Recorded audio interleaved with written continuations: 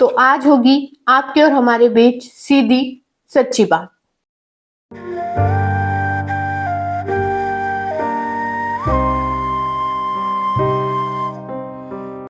नमस्कार, आप सबके अंदर बसते शिव को मेरा नमन।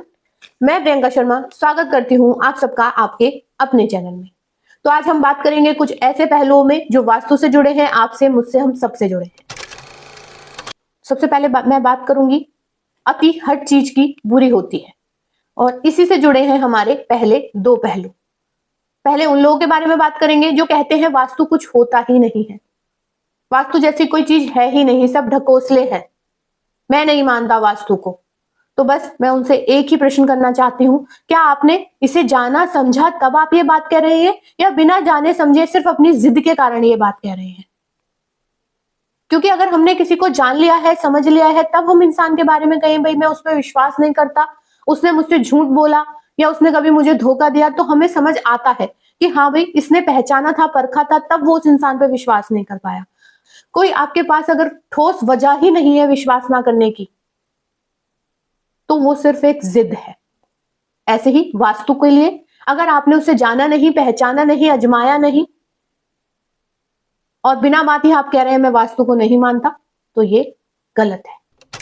इसी में बात करेंगे दूसरे पहलू की, उन लोगों की जो वास्तु को हद से ज्यादा मान रहे हैं। पेड़ की छाव घर पे पड़ रही है, कोई वास्तु दोष तो नहीं है। बच्चा ज्यादा खेल रहा है, कोई वास्तु दोष तो नहीं है। हमारे किराएदार हमारे घर पे रह रहे हैं, क्या ये कोई वास्तु दोष तो नहीं है? उसके कारण तो कोई वास्तु दोष नहीं है। इसमें कोई दिक्कत नहीं है, पर अपने आप से एक सवाल पूछिए, कहीं मैं बीमारी का इलाज ढूंढने की बजाय बीमारी तो नहीं ढूंढ रहा इलाज के लिए?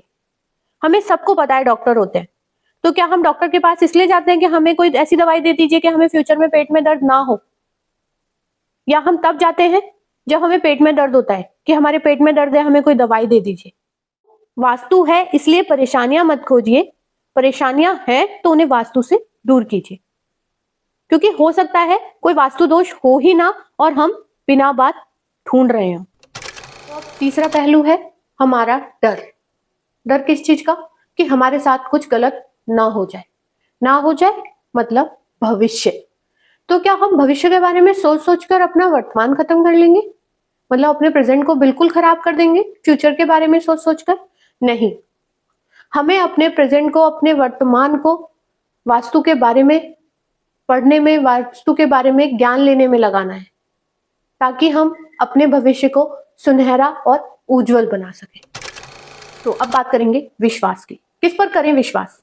हर कोई कुछ ना कुछ नया बता रहा है, पर अगर हम सबसे कुछ ना कुछ थोड़ा थोड़ा समझकर ज्ञान इकट्ठा करेंगे तो नुकसान हमारा ही होगा, क्योंकि अधूरा ज्ञान, अधूरी ली गई दवा, अधूरा किया हुआ काम बहुत खतरनाक होता है। बिरयानी और खिचड़ी में इस अधूरे ज्ञान जितना ही फर्क है।